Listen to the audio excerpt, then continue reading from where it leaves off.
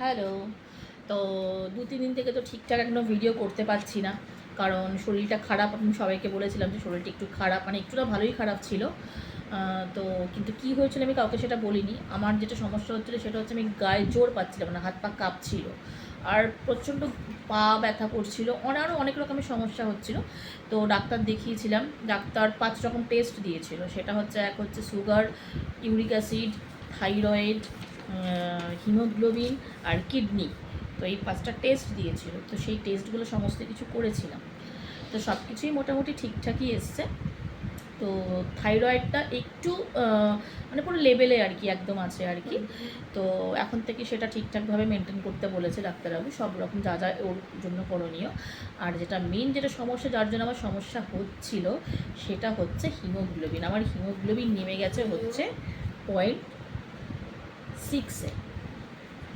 তো হিমোগ্লোবিন হচ্ছে আমার নেমে গেছে হচ্ছে 0.6-এ, যেটা নর্মাল থাকা উচিত 11। তো সেটা আমার নেমে গেছে একদম হচ্ছে 6-এ। তো সেই কারণে আমার শরীরে এত সমস্যা মানে হচ্ছিলো আর কি। হাত পা ব্যথা, জোর পাচ্ছিলাম না, হাত পা কাঁপছিল, মানে হাত পা সবসময় মানে ঝিনঝিন করছিল, ব্যথা, মাথা ঘোরাচ্ছিল, কিচ্ছু কাজ করতে পারছিলাম না, কোনো এনার্জি ছিল না, এনার্জি পাচ্ছিলাম না। তো এখন একটু বেটার আছি, ওষুধ খেয়ে একটু বেটার আছি, কিন্তু এখনও মানে এখনও প্রবলেমটা হচ্ছে আমার।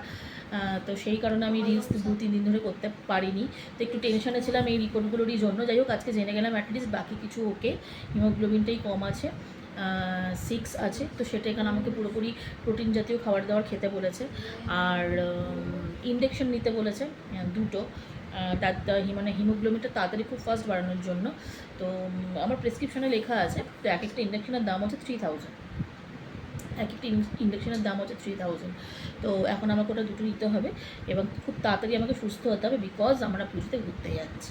তো ঘুরতে যাওয়ার আগে এখন এত কিছু সমস্যা, শরীরে এত প্রবলেম, আর এর জন্য আমি কোনো এনার্জি পাচ্ছি না, কাজের কিচ্ছু ভালো লাগছে না, না রান্না করতে, না খেতে, না বসতে, না খালি মনে হচ্ছে সারাদিন শুয়ে থাকি আর কিচ্ছু করতে ইচ্ছা করছে না। এটাই হচ্ছে কারণ যে আমি ঠিকঠাক কদিন ধরে পোস্ট করতে পারছি না। চলো টাটা।